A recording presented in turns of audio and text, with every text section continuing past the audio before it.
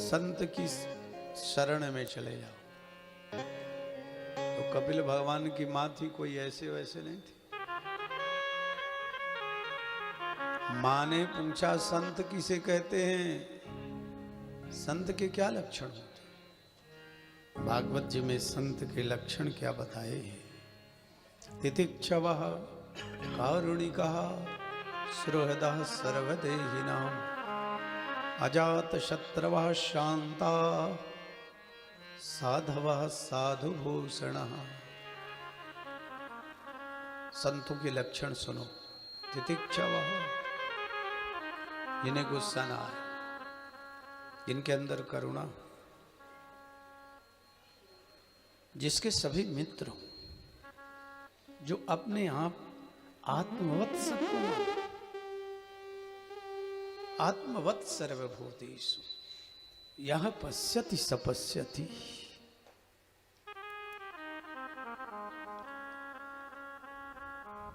इसे कभी दूसरे के दुख को देखकर द्रवित हो जाए। भगवान से प्रार्थना को दूर करो। विषय अलंपट शील गुणाकर पर दुख दुख सुख सुख देखे पर। विषयों से दूर हो, सहज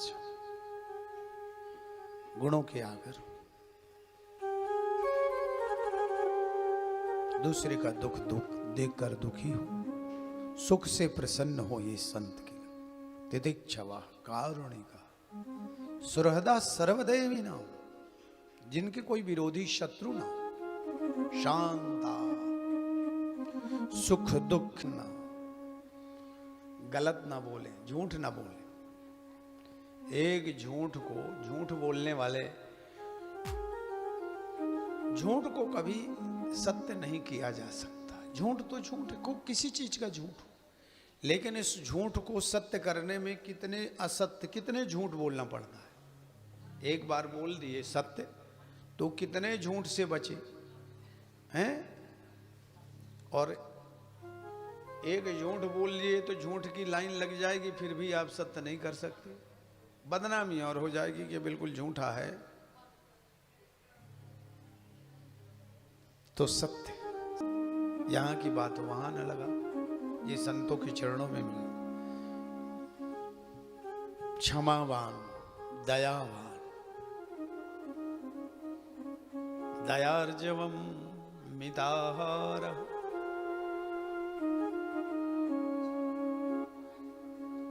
भजन करने वाले को और पढ़ने वाले को सदैव कम भोजन करना, कम भोजन करेगा। प्रथम लिखा हुआ है, प्रथम लिखा हुआ है, आधा पेट भोजन, एक हिस्सा पानी और एक हिस्सा खाली रखोगे तो कुछ कर पाओगे। और आपने भर लिया तो फिर कहां से भजन हो, कहां से कोई काम हो। ये नियम उदरस्य तुरीयांसाम संरक्षेत वायुचार। तो खान पान का संयम रखना चाहिए, पवित्र भोजन करना चाहिए। और पवित्र भोजन करोगे तो शुद्धोसी बुद्धोसी निरंजनोसी। बुद्धि ठीक रहेगी तो भगवत भजन करोगे। खान पान का बहुत असर पड़ता है, ध्यान रख। खान पान, रहन सहन, इसका बहुत असर संतान पर पड़ता है। ऐसे नहीं, संतान युक्त आहार विहार से गीता में भगवान कहते हैं। स्वस्थ रहने के लिए घर गृहस्थी का काम करना चाहिए, सदैव ध्यान रखना। नौकर चाहकर काम करे,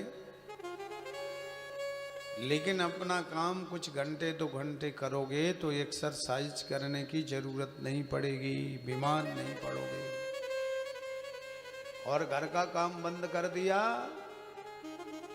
तो फिर शुगर हो जाएगी, बीपी हाई हो जाएगी, परेशान होगे। और घर का काम करोगे, खेती का काम करो, तो उससे अच्छा तो कोई है ही नहीं, स्वस्थ रहोगे बिल्कुल। लेकिन खेती तो करना नहीं आप लोगों को, भले जमींदार हो लेकिन खेती नहीं हो सकती। तो घर का काम करो, नहीं कुछ काम थोड़े चलो तो स्वस्थ रहो।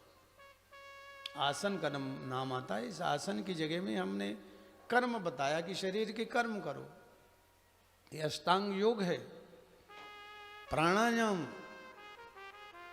और गृहस्थी में काम करने वाले का दिन भर प्राणायाम होता, तो उसको अलग से कोई जरूरत नहीं होती प्राणायाम करने। लेकिन खाली बैठो तो प्राणायाम करो। प्रत्याहार, जनेन्द्रीय कर्मेंद्रियों को वश में करना, धारणा शक्ति को मजबूत करना। अपने अंदर से हम कमजोर होते जा रहे हैं। अंदर से कमजोर कोई व्यक्ति आगे प्रगति नहीं कर सकता, ध्यान रखना। मनोबल को अपने ठीक स्वस्थ रखो। अस्वस्थ होने पर भी मनोबल बढ़िया रखो। अपने मन को कमजोर मत करो। ये धारणा शक्ति अष्टांग योग के अंदर। मनोबल कमजोर मत करे। विषम परिस्थितियों में भी अपने मनोबल को, अपने आप को संभाल के ध्यान करना चाहिए। सातवें में अष्टांग योग में 7वें चरण में ध्यान आता। भगवान का ध्यान करो।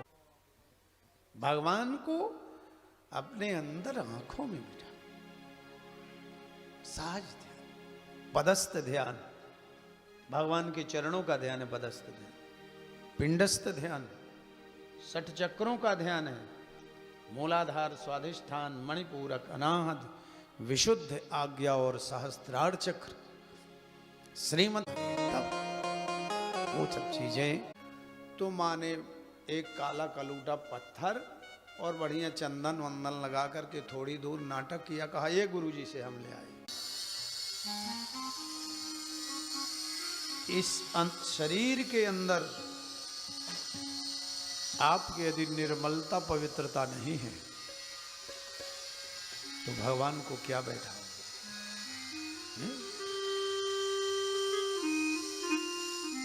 मन की कुठरिया साफ करो, बाहर के नहाए का होई। बाहर के नहाए का होई। बाहर से आप नहा लोगे, साबुन सोडा लगा लोगे, लेकिन आपका अंतःकरण शुद्ध। कैसे भगवान बैठे? उपासना पद्धति को बदलें तो ध्यान विस्मृत समाधि ही। ध्यान से विस्मृत हो जाएं। न रसम गंधम न स्पर्शम न नीश्वर परो वेति योगी युक्ता समाधिना। रूप, रस, गंध, स्पर्श सबसे परे। वाध्यते न च केनापि लिप्यते न च कर्मणा। साध्यते न च केनापि योगी युक्तः समाधिना। एक मानसी पूजा होती है। भाई पूजा पाठ करोगे तो पूजा पाठ में भी अब खर्चा लगता है। एक मानसी मन से पूजा करने में कुछ भी खर्चा नहीं। मन से नहाना है, कर कुछ भी नहीं। मनेव मनुष्यानाम कारणम बंध मोक्षयो। मन से। एक कोई कंजूस सज्जन थे, किसी संत के पास में पहुंचे और कहने लगे बिना खर्च की पूजा बताएं। तो महापुरुष ने पूजा यही बता दी, मन से करा, क्या करो। मन से कंजूसी नहीं करना, मन से गंगा जी नहाना, मन से सब काम करना। 12 वर्ष तक किया। 12 वर्ष तक कोई भी पूजा पाठ करो तो भगवान किसी न किसी रूप में जरूर आते। 12 साल में भगवान ने सोचा इसने मेरी पूजा की, अब इसके पास मुझे जाना है दर्शन देने, क्या करूं, कैसे जाऊं। तो एक दिन कंजूस तो कंजूस, एक दिन उसने मन ही मन सोचा कि चलो आज खीर बनाएंगे। कितने की? 1 मन दूध की।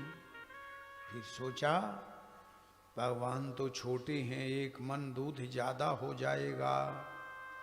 अरे मने से करना तो मने से प्रसादी बांट तो क्या लगता है, तो कहा 20 किलो की बनाएंगे। अब 20 किलो का जब आया तो कहा ये भी ज्यादा पड़ेगा, चलो 10 किलो की बनाए। खैर करते कराते 2 किलो दूध की तो बना ही दिया। मन से बना रहा है, पैसा नहीं लगा। अब जब शक्कर डालने का नंबर आया तो थोड़ी शक्कर ज्यादा पड़ गई मन से, तो ज्यादा डालने के बाद मन ही खूब मन सोचा हो ये तो बड़ी महंगी है, चलो इसे निकाल लेते। तो मने से निकालने लगा। भगवान ने सोचा ये अच्छा मौका है, अब हम इसे पकड़ें। तो भगवान वो मन से बना रहा था, भगवान प्रत्यक्ष प्रकट हो गए। बोले कृष्ण कन्हैया लाल की जय हो। हाथ पकड़ के कहते हैं भगवान मन से डाल रहा है, पैसा नहीं लग रहा जेब का, 2 मुट्ठी और डाल दे, क्या लगता है जब पैसे नहीं लग रहा। और मुझे डर रही तुम्हें मीठे की, तो मैं तो बिहारी हूँ, कृष्ण हूँ, मिश्री खाने वाला हूँ, मुझे कोई परवाह नहीं मीठी। खैर ये तो भगवान की कृपा थी, उसकी पूजा पूरी हो गई थी, तो भगवान को बहाना लगाना था प्रकट होने का। लेकिन तो मन से चढ़ाओ तो स्टील के लोटा में क्यों चढ़ाओ, सोने के लोटा में चढ़ाओ, कंजूसी क्यों करो। मन से ही चढ़ाना है तो अच्छे कपड़े पहनाओ, अच्छे माला पहनाओ, अच्छा भोग लगाओ, ये सब चीजें मानसिक पूजा के अनुसार। और ध्यान विस्मृत समाधि, ध्यान से विस्मृत हो जाना